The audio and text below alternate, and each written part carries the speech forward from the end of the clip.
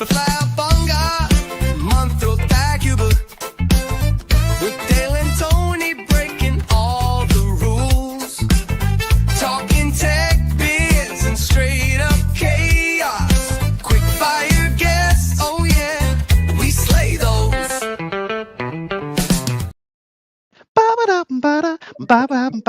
I really like that bit. Good afternoon. My name is Dale Rodriguez, and this is Flabonga Monthrothacube. With me today, I've got my awesome co-host, Tony. And we've got our fantastic guest, Heather.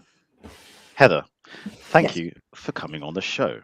You're someone I met during networking in lockdown many moons ago. Didn't we all? And you're one of those people that is just so eclectically wonderful in terms of skill set, ability, intelligence. Like if I were to ask, who are you, what do you do? That could be a novella of its own, could it not? Oh, 100%. I mean, yeah, I actually had to do a CV not that long ago for something. And I hadn't done one for a good sort of 25 years. And I was quite proud of that. As you say, eclectic, doesn't begin to describe it, but I've done a lot of different things. But hey, that's part of living a good life. We're going to mess with the flow of the show. Usually there's some tete-a-tete back and forth between me and the guest while Tony formulates ideas. Today, I'm going to throw Tony under the bus because of your experience, Heather.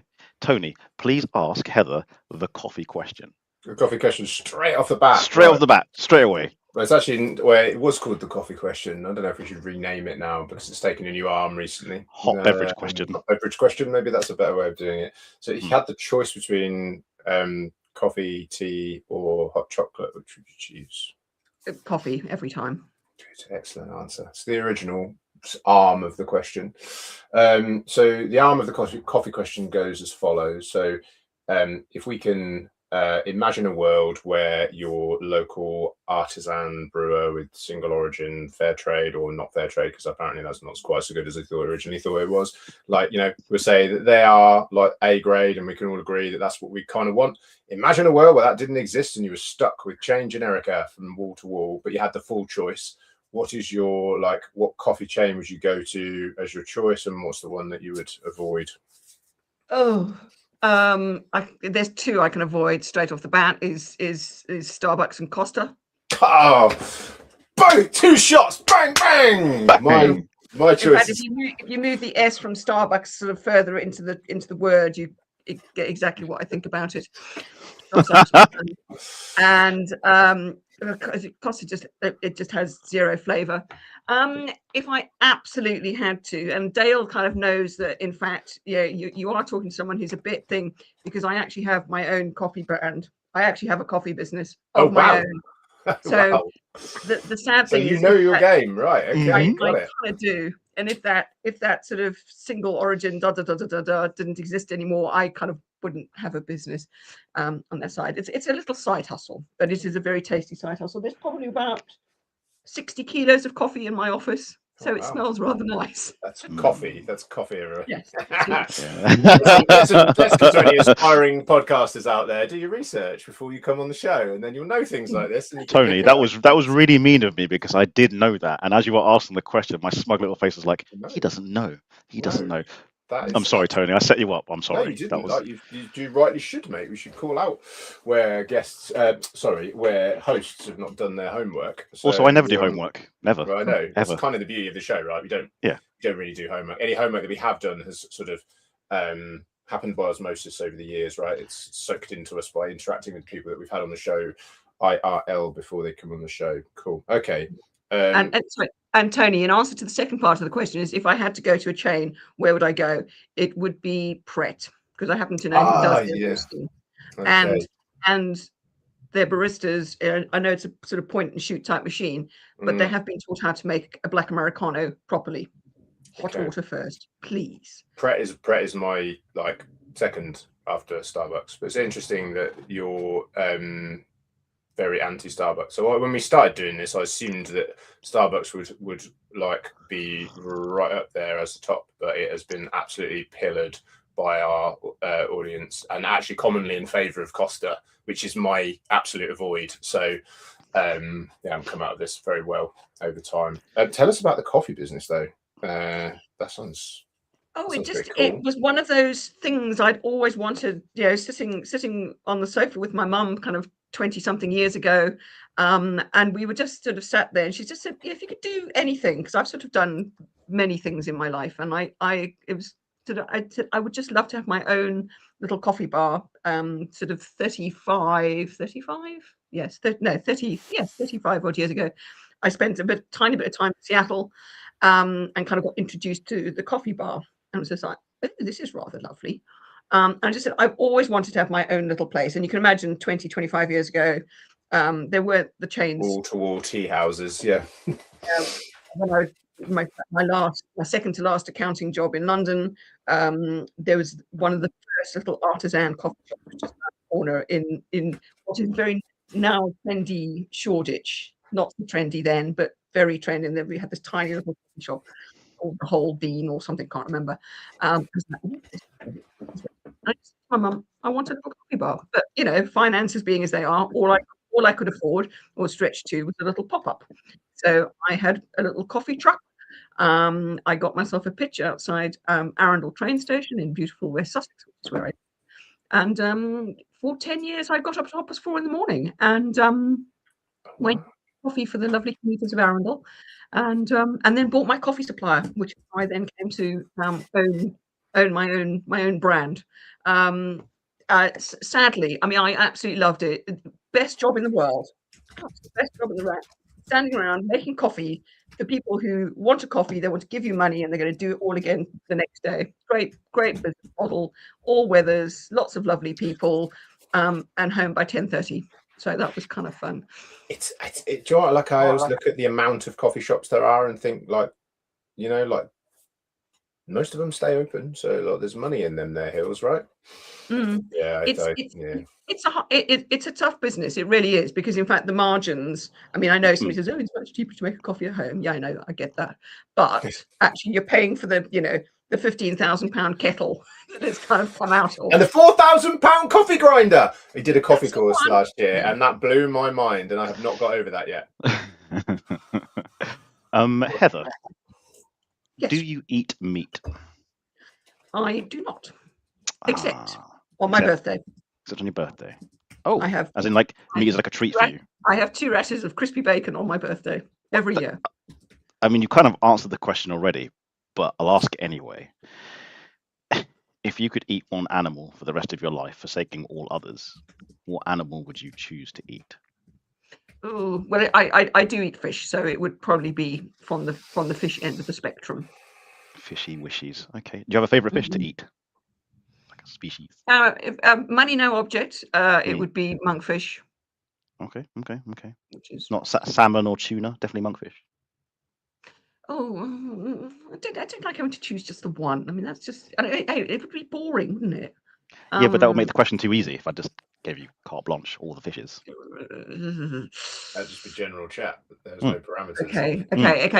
In that case, it's a beautifully cooked tuna, fresh tuna, obviously. But it's sorry, fishies and tunas and all the rest of it. That's all right. Mean to be depleting the seas. You know what they used to use monkfish for? I do not. So they used to use it as lobster pot bait. They didn't realise it was really nice to eat, so they used to haul them up, and then they'd be like, "All right, we'll stick them in the lobster pot for the lobsters." Well, bless them. They're not the prettiest looking fish in the world, are they? No. So they're It's probably like and Skate's that was real sort of, you know, prejudging by its looks. I mean, that really is a sort of a total bias on that. And it's just like, actually, no, this is an awesome fish, and just because it doesn't look like the rest of us, well, you know, that's just not good. I mean, you say that. I don't think any of us would eat a blobfish. Not tried. I don't think anyone has, for that very reason. Everyone's like, that looks terrible. No, thank you. Yeah. This is going to be a terrible segue. In your title there, you've got Heather Barrie, Goal Achievement Strategist, MARSTA Goals, and Animal Productivity Quiz. Please elaborate on the animals and productivity. Pull the thread. Right. Okay. Where do we start? Okay. Oh, no, let's zoom in first. We're getting serious. Yeah. Oh, This could be a clip. Serious. Get ready, AI. Heather in the middle, obviously. Oh, crikey. There we go. With lovely paintings in the background. So, quick story in that as I say, Dale and I met in lockdown, and in lockdown, my coffee businesses very sadly went somewhat sideways because I sold expensive coffee machines and beautiful coffee into businesses. Please sit around, have fika, the Swedish art of coffee and cake, and communicating with each other. Have this in your business. It's good for connection, communication, creativity. And of course, everybody went home. So, and of course, and the other thing was I had in fact stopped my Arundel coffee days. I stopped a couple of years before lockdown, but I was focusing on doing big public events. They all got cancelled. So I literally woke up that Monday morning with no income. It was just like, there's nothing. So I did a quick pivot on the coffee. I sold little boxes. We called them networking breakfast boxes, and people having meetings. It was like, if you two had a meeting, Dale, you'd set it up. We would send Tony a box with sort of coffee and homemade granola and jam and marmalade, all sorts of things. And you could have breakfast together on Zoom. And we made Zoom calls tastier for lockdown. So that was a quick pivot, but the main thing was that I actually set up a community, which is in fact where we ended up meeting with a friend of mine. He's ex-corporate, and we literally supported other entrepreneurs through this crazy time, whether they were already in business for themselves or they were suddenly in business for themselves. And we created this community, and we did LinkedIn summits, we did training, we did networking, we did all sorts of fab things, which was brilliant. And so started that community. In fact, that was 6 years ago last week that we started that. So it's just celebrated its 6th birthday because it is still in existence. Because what we then realized as I was kind of coming out is like, what have we been actually doing? Because people didn't need that quite as much as we came out of lockdown. I was like, what have we been doing with people? And it was just like, it's all around goals and goal setting, and how can I get there? It's different, the world has changed. So as I sort of sat down and had a bit of a think as to where I could take the community. And a friend of mine said, could you do a keynote speech for me tonight? My person's pulled out. You've got 2 hours notice. It's all about goals. I said, well, so I was going to have to talk about SMART goals, which I hate, beyond hate. Why do you hate SMART goals? Because all they are is a point in time. That they are effective in that if you're super, super organized and you know what you're doing and you're very driven and you say, I'm going to be there by then, easy peasy. But most of us are not like that. And it's like, how are we going to get there? What's going on in the world? Oh, there's complex. Oh, look, COVID. Suddenly it all goes out the window and there's no way naturally to adapt. So very much a kind of a point in time type thing. So I took the acronym.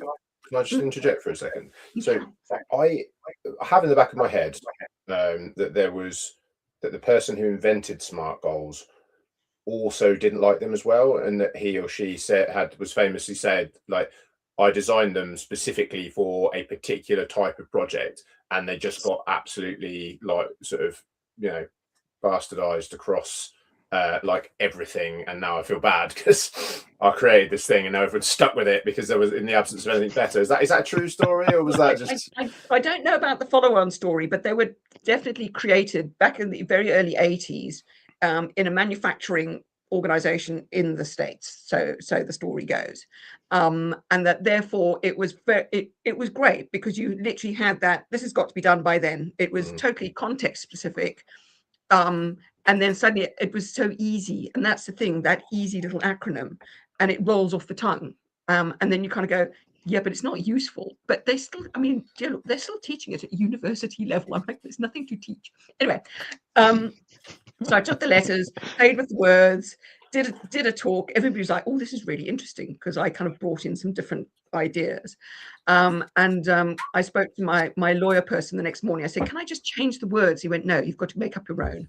At which point I started just brain dump all the ideas, all the things, and that's how MARSTA Goals came into being. So that's 3 years and something now, and we've been refining it, evolving it, using it in some really interesting projects now, because it really takes account of the human beings that we all are, the way that we're all different, and the complexity of the world. But the great thing is that adaptability as we go, and that we are able to very quickly refine as we go because of the way that it's structured. So literally it's all baked in.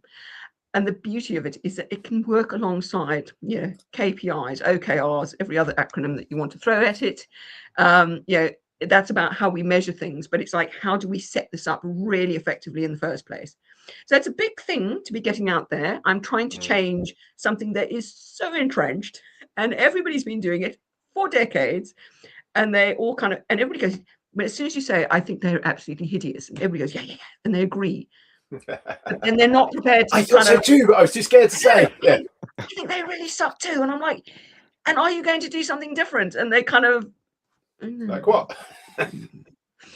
and so I've got this kind of big mission in the world, and I'm, you know, I do like to shift things up in the world, and I'm kind of big like that. So that's a sort of bit of background to MARSTA Goals. And I mean, we've been using them. We've done some incredible projects recently, in that, you know, sort of literally creating a strategic document to take an organization from sort of slightly kind of chaotic organization that was almost a victim of its own success, to kind of go, right, you need a head office and you need 4 divisions, and we need to structure this. And literally we've used the process to enable that, but everybody's on board with it as well, because people feel included, people feel heard. Because again, there's as someone who is a bit ADHD, might come as no surprise, I worked well as an accountant because there were deadlines. Deadlines are my saving. Yeah, didn't know it at the time, but anyway, that was kind of the thing. And you just kind of go, okay, so but there were so many times where I wanted to be part of conversations, but I'm the accountant, so you sit in your box over there, and you're not, you know, you can't. Yeah, be where your accountants belong. Stay there. Yes, Stay put. yes. Stick in the iron box. On podcast, So there I did. It's like 9% of our audience. Sorry, guys. I'm not sorry. Love you all. Yeah, and eternally grateful for the experiences that I had as an accountant and what I learned. It's enabled me to do what I do today. So I don't diss accountants. We do need them. Love you all, really do. And I tolerate you all, really. And Tony just sort of, you know, muddles along. He's still an accountant, technically. Technically. That's true. Yeah, he's one of the enemy. Where do the animals come in, Heather? So the animals. Yeah. So it's one of those things, you know, every marketing person says you have to have a lead magnet. So I'm like, oh, yeah, give a lead magnet. So I created a quiz, and I kind of went, you know, because again, how do we work best? We're all different, and if we understand that, I actually run a webinar called "I'm Not Lazy." I'm not lazy. I'm a magpie. Okay. Because we all get labeled with these how we work, and that we're, you know, we remember, you know, bad teachers or slightly unhelpful parents at times. INTJ. Like, yep. Sorry. Yep. Or P. All of that stuff, and that label that you then get, which means that you, and we all think, oh, I've always got a to-do list as long as my arm, and I didn't get that. But if you understand, if you have insight. So that's where the quiz kind of started. Bit of fun, a little bit of a freebie. Get a report, do that. I'll actually put the link into the chat. So anybody who wants to, there we go. That's a bit of something. Debbie Hales, she's a friend of the show. I used to love the whistling sound deadlines made as they flew past. Debbie, we love you. You're awesome. You're great. Yeah, Debbie, I'm with you. They had like flappy wings on them, 747 speed.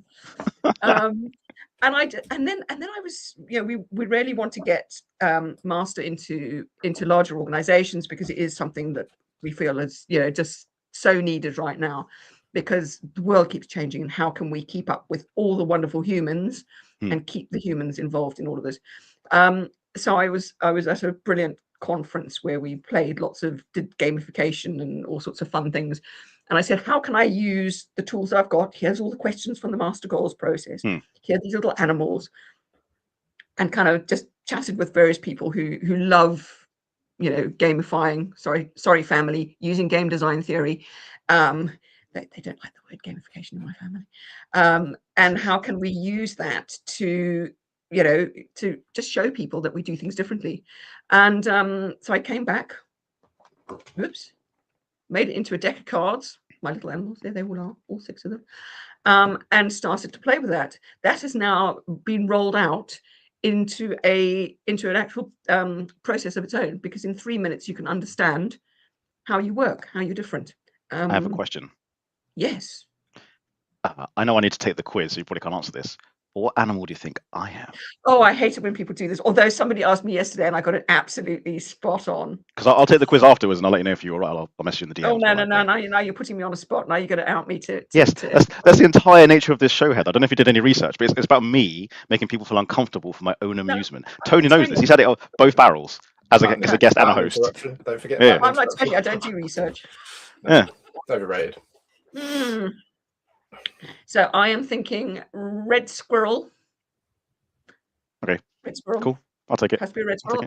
Is one of the, because normally you have sort of two that are predominant. Not always. There will be ties, but I'm thinking red squirrel, and I think antelope. Those are my two for you.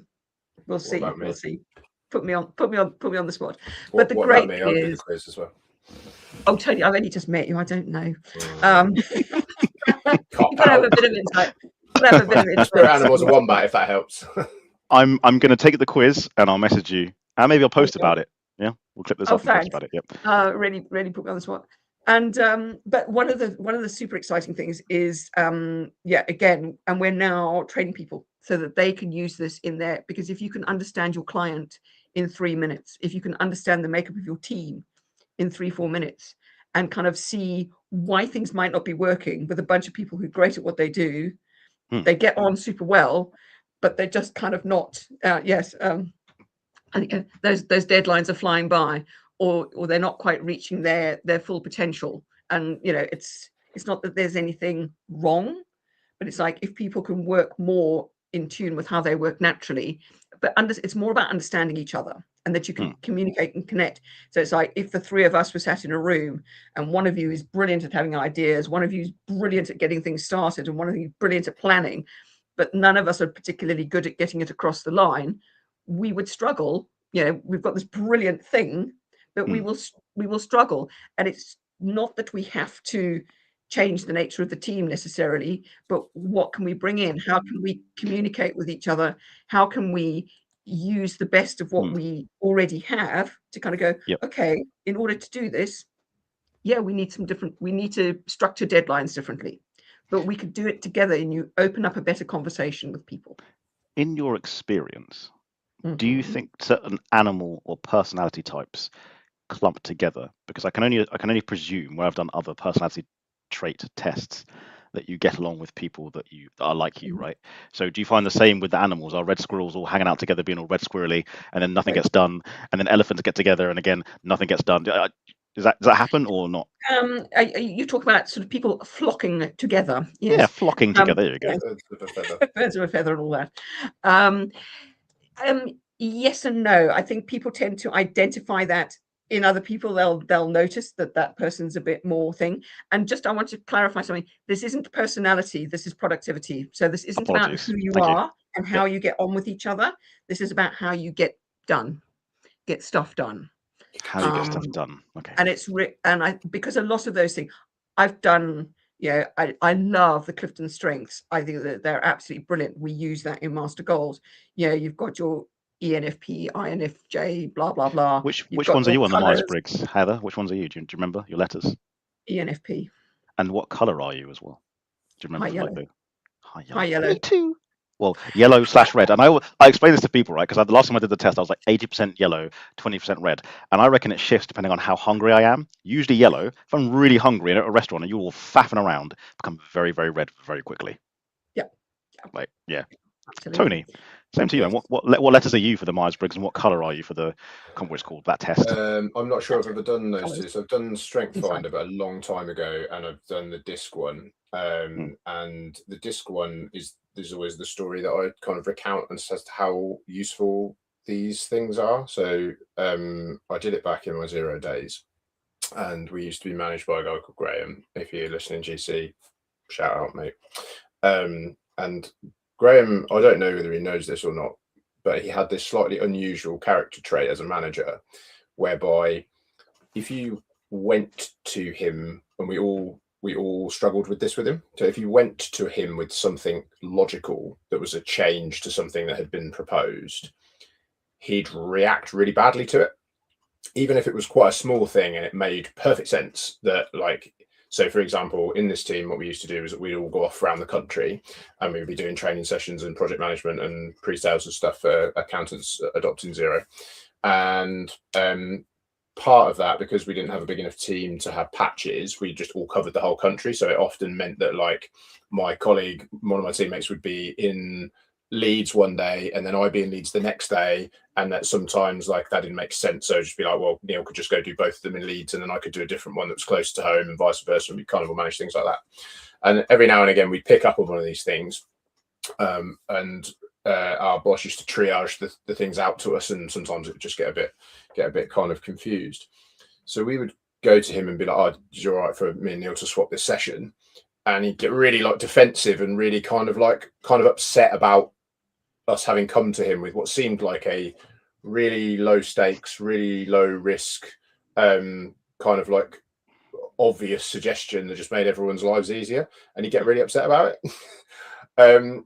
And then when we did the disc profile, I can't remember if it was him that came to us with this or if it was us that had sort of spotted it. And when we were discussing the results, there was a particular character trait of his slightly unusual combination of DISC, like the quadrants, that had it when presented with like logic, gets upset, feels that it is a challenge to his authority and a challenge to like his sort of way that he's done things, and that it needed to be handled in a slightly different way, and that actually there was a kind of a better way of dealing with it, and that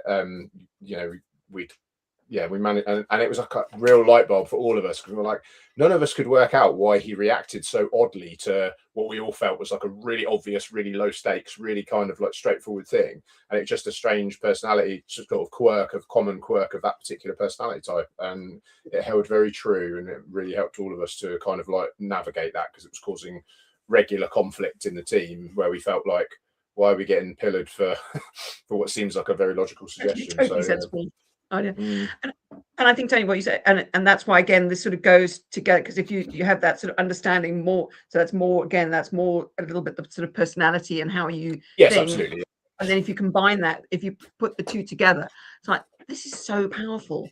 But you also, for me, what's really important is to actually use this as part of creating a bit more of a culture where people can talk about what's going on, that people feel safe to talk about it, and in some ways taking it sort of slightly outside of, you know, feeling like it's all about me. It's like, if I can talk about the animals, it kind of just slightly diverts things. And for a lot of people, you know, say somebody, you know, whether it's ADHD, anywhere on the sort of ND spectrum, whatever it might be, if they can sort of frame what is natural for them and what feels fair, you know, totally normal for them, if they can frame that in terms of the animal behavior, it just deflects slightly. And for lots of people, they find it so much easier to talk about these things. And then you're looking for ways of working that work for everybody. It's like, okay, well, listen, you know, we're going to, and somebody says to me, you know, oh, you're ADHD, you should use, you know, Trello or Monday. And I'm both going like, I hate them both. That's me. I hate them both. Then other brands can be hated also, by the way, just so we're clear. We hate brands. Other brands can be hated. Yeah. And then I finally find the one that works for me. And that's brilliant. But I've been able to kind of just openly go and look for what works best. But in a team, that's not always possible, because you sort of get landed with, you know, oh, we're all going to use Heather, Slack. would you like Tony's about to ask a question. Okay, I'm going to ask my question, because it's binary, and then we'll get Tony to jump in with his question. Would you like a serious question or a daft question next? And then before you answer that, could Tony ask his question, just to make it all confusing for everybody listening and watching? Do you want me to ask my question now? Yes, please, Tony. Okay. It wasn't really a question, it was more of an observation, again, just me yakking on, but like this type of stuff is something that I've struggled with throughout my adult life, and only really in the last year or so really started to kind of like unpick a little bit as to why I'm like really good at some stuff that most people find hard, and really bad at some stuff that requires almost no skill whatsoever, like booking meetings in and sending people docs when I'm supposed to send them docs and all that sort of stuff, getting things over the line. So like that whole that you talked about earlier about deadlines, like that is I have to use the I need to get it in the calendar to have a deadline to work towards it. Otherwise, I just won't do it. Or I will do it, but it will be done, and it won't be done right. It will be like, and it annoys people. And I've only really realised that about myself in the last year or so, that like I get a real buzz out of like the creativity bit and the getting things started bit. I have almost no dopamine response to like the middle bit. I have a bit towards the end of it, seeing it completed, but it's usually relief rather than actual excitement. And that bit in the middle is just basically just dead to me. It's just like I have to force myself through it. Undiagnosed ADHD for Tony. Self-diagnosed ADHD, exactly. Yeah. And I'm now interested to see what your animal is, because I now have a clearer insight, and we'll see. I'm not going to say anything because I don't. Wait. It's controversial because this won't make for a good show for anyone watching, or especially someone listening. Tony, should we do the test now? It says literally, I've got the link up. 2 minutes, 7 questions, 1 insightful result. If the audience are ready to sit quietly for 2 minutes, or Heather, if you want to fill the space, Tony and I will do it now. Sound good? Do it one after the other so that we're not both dead air. Oh, you're so clever. All right, Tony, do you want to go first, or shall I go first? You go first, mate. Yeah. All right, mate. So you guys talk amongst yourselves. In fact, you know what? I'm just gonna jump off. Tony, off he goes. Yeah. Okay. So I think he asked the question: would you like a silly question? Let's go daft. Let's go daft. Okay. I think Dale might be upset, but I'm going to ask this question anyway. So this is one of Dale's questions that was in the show before I joined the show. So it's very much a Dale question. The question is, if you could punch any fictional character in the face with no repercussions whatsoever, who would that fictional character be? Oh, fictional character. Oh, crikey. That's really, really hard. I'm going to have to just like pluck something out the air here, because actually I like most sort of fictional. Mine was the Hulk, because I wanted to test myself and see how strong the Hulk really was. Yeah. Bizarrely, the first just character that came into my mind was the Cat in the Hat. But I love the Cat in the Hat, and why would on earth would I want to punch the Cat in the Hat? Other than the fact that the Cat in the Hat has got the cat's hat, and I have, you don't know this about me, I have a hat obsession. Okay. Yeah. You might have known if you've seen my logo for MARSTA Goals is a hat. The animals all. The coffee had a hat on it as well, didn't it? All the animals have a hat. The coffee has a hat. I have a collection of about 50 of them downstairs. So maybe that's why I would want to punch the Cat in the Hat, because he's rocking that hat, and I want the hat. I want the hat. Okay, good answer. Good answer. Whenever anyone mentions the Cat in the Hat, it always makes me think of. I know this is quite a niche series that not most people have watched, but This Country, when Kerry has to go and read in the care home, and she reads the Cat in the Hat, and just her reading that story is very good. So for any This Country fans out there, I'm sure I'll conjure up a similar moment of hilarity. I don't know, but I have got to go and look. I've got to go look that up now. I'm sure somebody's put it on YouTube somewhere. I'm sure they would have done. Thank you. That was a good answer. Some people struggle with that question. I struggled with it for a good time before I came up with what I felt was a credible answer. So, and I'm sure Dale won't be too upset that I've asked. I've been in politics, so I can. That's another different. That's the serious question. Yeah, I've been in politics, so you've got to learn to. And I've done improv, so you've got to learn to. That's an obvious thread to pull on. Heather, what was the involvement with politics? Well, it's off the back of being at the train station. There we go. That did just take 2 minutes. We were about to talk about politics, Dale. So I don't know if you want to kind of come back to that, Tony, after you've done the quiz. Or should I answer? Heather's involvement in politics rather than our political viewpoints, which we tend to steer away from on the show. Well, we do, because mine are radical. So radical. Yeah, well, mine might. Anyway, while I was at Tony's just weird. He's gone to the quiz. Yeah. My involvement in politics. So whilst I was at the train station plying my coffee trade, there was a rather horrendous train strike that had an impact on everybody.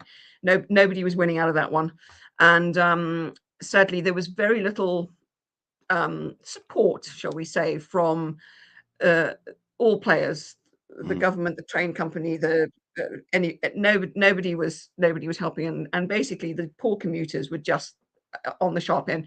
And whilst Yep. I totally, support in terms of why the strikes were going on, nobody was kind of working to resolve Yep. this. And as I say, people were taking 3-4 hours to get to work, 3-4 hours to get home, losing jobs. It was really rather bad. And anyway, at around about that time, they called a snap election. And as the saying goes, I can't remember the American politician who said, the only way for evil to triumph is for good people to do nothing. Edmund Burke, Yeah. William Burke, something like that. Could be, I can't remember. Something like that. Anyway, so I thought, I'm going to stand for Parliament. So I did. So I stood in the 2017 election.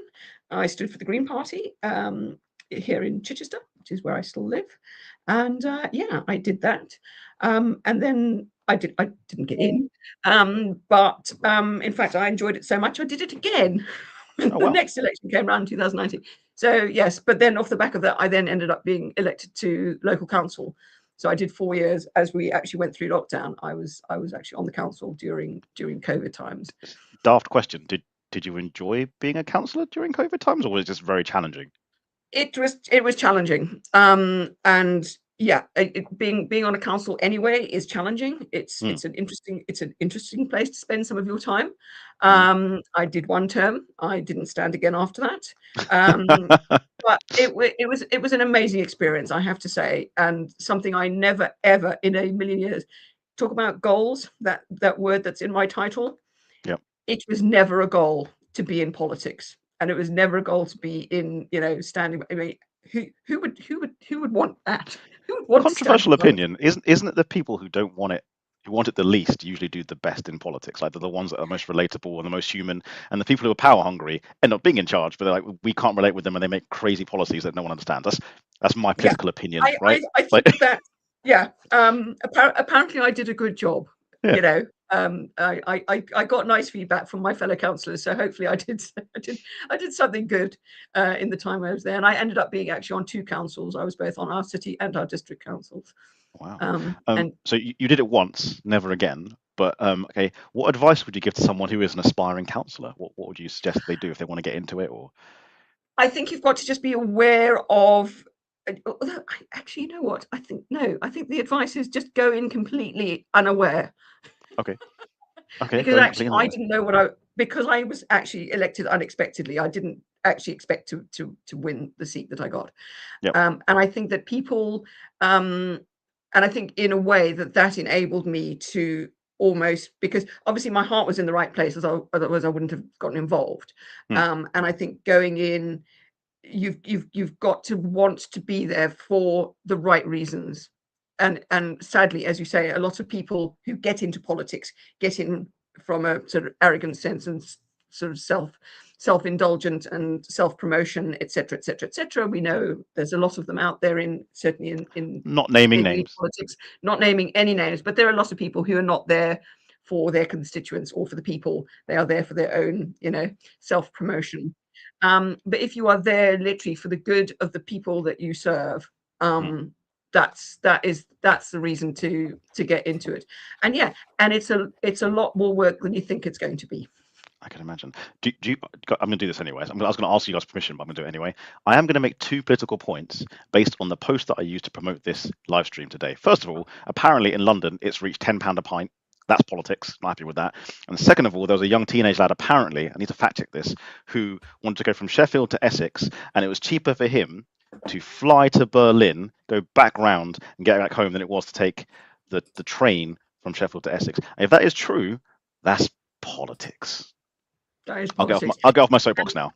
Yes, and the cost of time and to the environment obviously makes it so upended and ridiculous and stupid. It's just like, this is just so wrong. Yeah. So upside down. Tony, do you have your results? And should we share our results now, or should I go first and then you do yours? Okay. So I'll go first. So going through, magpie 6, antelope 0, red squirrel 6, spider 0, terrier 2, and then anteater 0. Apparently. 0. Yeah. Wow. Okay. I don't know what that means about me, but you're the same as me. Almost identical. Magpie That doesn't 6, surprise me at all. Yeah. Antelope 2, Red Squirrel 4, Spider nil, Terrier nil, Terrier 2, Antietam nil. We're so also very, alike. very, very similar. I would have thought your antelope might have been slightly higher, Tony, just from the 10 minutes we've spent together. But yes, but the interesting thing is all three of us have the same top two. That's why we get on so well. There we go. Magpies, Yeah. but so yes. So in answer to your earlier question, is do we flock together? Apparently we do. See, we do. Yeah. There we go. Also, kudos to Tony for asking the punching slapping question. You asked it perfectly, good sir. Thank you. I was trying to do the quiz and listening at the same time. Very hard to multitask, but yeah. So if the three of us had to do a full-on project together, we might struggle. We'd have loads of ideas. It would be. We'd have loads of ideas, and we would be so busy. We'd be so busy. Yeah, busy doing nothing, accomplishing nothing, as it were. Spinning around on the spot. Yeah. We'd be busy. We'd be busy. We would be doing something, but not necessarily the right thing. We were doing things, but not necessarily the right thing. And I've started writing little short stories about my animals. Okay. Do the animals have names? Yes. No. But like, do they have actual names, not names? Yes. So, do you want care to share? Yeah. Yes, please. 100%. So we've got Maya. Yep. We've got Alon. We've got Ria. We've got Sia. Tess.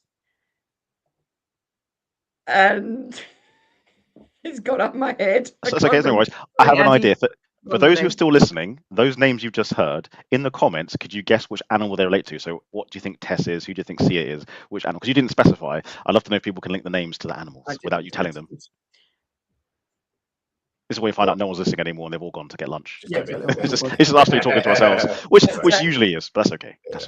But yeah, no, it's great fun. So this is one of those coping strategies. This is how I look after my magpie, because my magpie just loves having ideas. I could sit here all day and just have ideas and be doing stuff and be very busy and get to the end of the day and have achieved absolutely nothing. But this is how wonderful it is to have the insights that I now do and to have the structure that I now do, which kind of enables me to go, thanks, Debbie. That enables me to be able to actually get stuff done, to kind of actually achieve something and so on. So what I need to do is I need to give my magpie something to do. It needs to have some time to play and to be creative and to have ideas. So magpie gets writing time every day to work on stories. So the animals, because as I say, often we'll have our top two. So I'm writing a whole bunch of stories about the animals in different situations with different challenges and how their combined energies struggle, perhaps, or something that they're trying to overcome, and then how they then bring their energies together, see what they need so that they can overcome the challenge. And they're brilliant for adults and children alike, or children. Heather, I'm gonna tee you up for a pitch. Are you ready? All right. Tony and I have just done the quiz. I like the results. What do we do next? Let's say I do this with my team at work. What's the next step? How do we get in touch with you? What do we do? How do we chat to you? How do we get coaching on this? What's the next step after doing this quiz? Next step, and I'll just grab it in just a second, is follow me on LinkedIn. That's the easiest thing. But because you've done the quiz, that very happily gives me your details. So I will be straight back in touch with you and we can arrange a conversation. And I think that where we're really sort of working with people is so individual coaches, consultants, facilitators, whether they are independent or in-house. So you can either then use it with your one-to-one clients or with small teams. If you work for a larger organization, we're very happy to talk to you, because we want to really get this out there on a sort of license basis, because I'm always asked, can we use it in such and such a situation? The answer is always yes, and we'll find a way. But we're working with onboarding, one-to-ones, icebreakers, so many situations where you can use the quiz, and anybody who trains and learns how to use the quiz and interpret the quiz, say that quickly.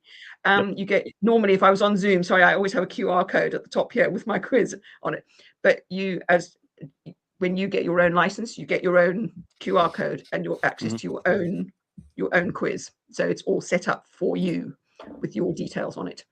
Very cool. Not my details. Cool. So yes, so getting into me Um, on LinkedIn is also the other way to. Oops, we've frozen slightly. Complete tangent of a question. When you were an accountant, what was your least favorite thing about being an accountant? Being an accountant. Damn, the whole thing, like just the whole. Tony's got a Mac, so he can do that kind of stuff. There's no shade on being an accountant. That is a wholly on me set of my parts. But yeah, The whole thing. All right, let me rephrase that in a positive way. Heather, what was the thing Okay. you liked about being an accountant? That I was well paid, and I got to work in interesting places. So I always chose interesting places to work. I worked in nice, creative places. And again, looking back, you just kind of go, I needed that creativity. I needed that thing. So subconsciously, I ended up working in interesting, creative places. So even though I personally couldn't be interesting and creative because I was the accountant, I worked in places where I could, where that could be. I think what I did actually, I did like the maths. My father was an accountant, so I liked that, and I liked the sort of the problem solving with the numbers. That was always a good fun thing to do. Hopefully Thank not you. It wasn't too all often. doom and gloom, Heather. It wasn't all doom and gloom. Hopefully not too often that it did kind of balance and you didn't have to do things. But it was Okay. I did it for 20 years, so it can't have been all bad. And Tony, I think you've got something brewing / bubbling. just So I'm it's just a gonna great question. I really want to answer the question. do it. So like, I'm going to preface what I'm about to say by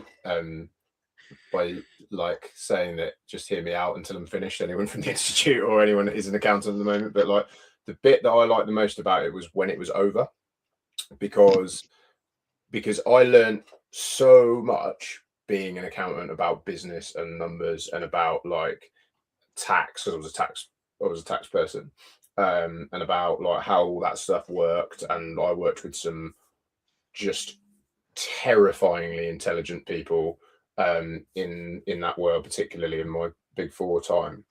But I couldn't really enjoy it because I knew that it wasn't for me, because unfortunately my brain has this great ability to be able to kind of broadly tag categories of information as either interesting or not interesting. And interesting information it can retain ad infinitum, uninteresting information it can't. And unfortunately, sports trivia, food knowledge, interesting information, I can retain that forever. Tax legislation, unfortunately, didn't fall into that category for me. And therefore, I found it really difficult to remember basic tax legislation. And it kind of put a bit of a dampener on being a tax consultant, because as I say, as a tax consultant, this is probably not helpful, is it? It's not, no. But what it did do was, like, when I finished and moved into the tech world, it's given me an enormous advantage over the vast majority of people that I interact with, because I've understood as much like what challenges the actual service lines faced, but also just like how people behave when they work in a typical accountancy practice, which I got to see. And that behavioral insight has been like foundational for my quote unquote success within the technology world. Like, that's the bit that I feel like I'm, is a superpower of mine. So like, I don't want to dissuade anyone from going into being an accountant, because for the right person, it is absolutely fascinating. And I'm sure, like my mentor at the beginning of my first time, who kept me afloat, thank you, John. I remember him sitting me down one day and he was like, I don't understand. He was like, you'd be a way better director or partner than you are associate, because like you get all the big picture stuff and all that, like you see all that, which most of the people at the bottom of the tree don't see, but you can't remember like the corporation tax filing deadlines. I was like, yeah, but you can't get to there without going through the technical rungs, which I was never able to get through. So yeah. I mean, I'm forever grateful for those 20 years. Met amazing people, worked in amazing places. I worked for Remy Martin for 3 years, and that was phenomenal. And I still have, I have friends from where I worked. And as I say, when I was in the coffee business, I would help people set up mobile coffee bars because I had a lot of experience.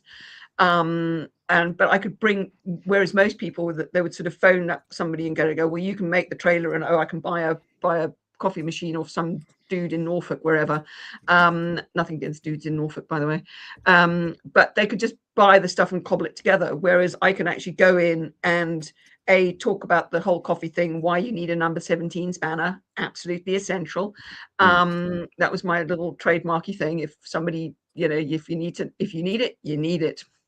And I've only used it twice in 15 years. I only used it twice, but I tell you what, I needed it.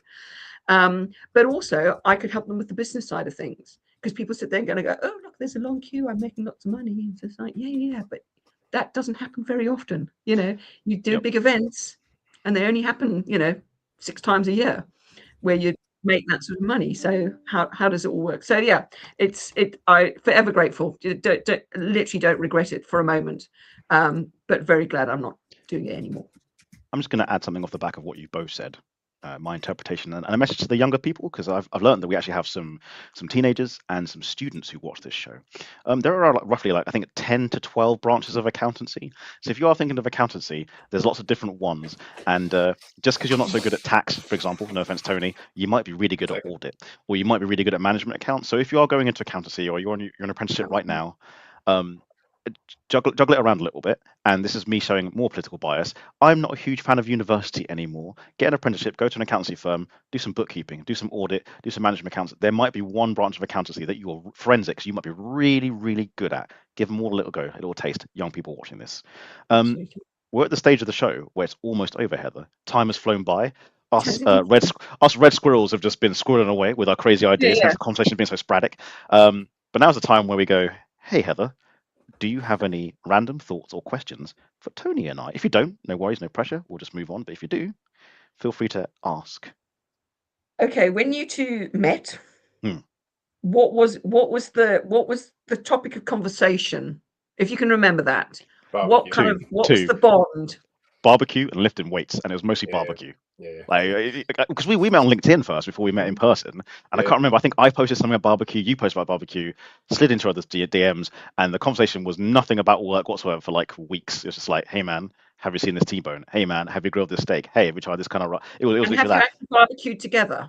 Not yet. No, not yet. It's going to happen. It's going to happen at some point in our lifetimes. We're going to do that. It has to happen. Now, what you may not know about me, I spent 20 years of my life in Africa, so I have had a lot of barbecues.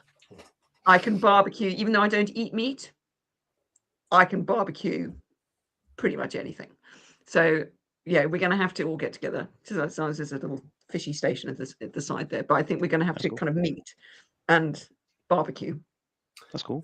They have in the braai world, there's those they get really excited about that cheese toasty, don't they? And I can't remember the name of it because I have a South African friend, and we kind of joke about it because there's this a barbecued cheese toasty that commonly gets braaied, and I can't remember the name of it. I'll dig it out and I'll share it because it always makes me chuckle that they've got folks in particularly South Africa and my friends from, they seem to get really excited about this particular cheese toasty that they toast over a barbecue, and I haven't tried doing it. So.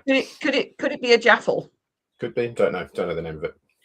Which is like a waffly type thing in a jaffle iron. Jaffle iron makes this little waffly thing, and you can cook that over fire. It's like I'll just Google something. Is this it? I can't pronounce that. Is that it? Yes, that's it. Yeah, that's the one. What that is. Okay, so briki is a small sound. JIE at the end of a word. It means little, and bread is bread. So it's a barbecued little bread is how that translates. There we go. Perfect. Sorry, Lee Stallard in the comments, by the way, he says, "Don't call it a meat, MEAT up." As I said it, Lee, I kind of thought that just sounds wrong. Protein, yeah, we'll call it. There we go, a protein shake up. There we go. Then I'll do that instead. That doesn't sound better. It doesn't sound better. Anyway, sorry. Any other questions for us, Heather, or are we? Yeah, and so who would be your, other than me, obviously, who would be your ideal guest? Oh God, I've stumped you. I don't know. I've got a couple. That's the problem. And I'm like, do I go controversial or just go nice? I'm going to go controversial. There was a guy on YouTube. He's American. He's become quite prolific. He's talking about political commentary. His name's Andrew Wilson, or his wife Rachel Wilson. They're very, very polarizing. But I just love to have a chat with them and understand where their viewpoints come from, why they started doing what they do, and why they have their opinions. Love to ask them that question in the live stream. What about you, Tony? That's an interesting question. Depends. So, like, from immediately in our world, or like the sort of outer echelons of our world, Gary Turner, who was the MD of Xero for a decade. I'd love to have him on, and hopefully we will get him on one day. James Ashford, I'd really like to interview James Ashford. I think he's class. And I'd really like to have Brad Burton on as well. I think he'd be an interesting chat. One step removed from those and casting the net into the for the future, when we've grown the show to be enormous, is I'd really like to speak to Daniel Priestley. I find him fascinating. I think he would be great. And yeah, like, and there's tons of sports people that I would love to interview. Yeah, Johnny Wilkinson. I'd love to interview Johnny Wilkinson. I'm a rugby guy, so he's a fascinating character. All right. On that note, Heather, again, please could you, again, you don't have to, could you leave with one kind of nugget, bombshell, or pearl of wisdom? I'm hovering over the end stream button. As soon as you finish, I'm going to click end stream, and we'll fade to black. Do what you love and love what you do.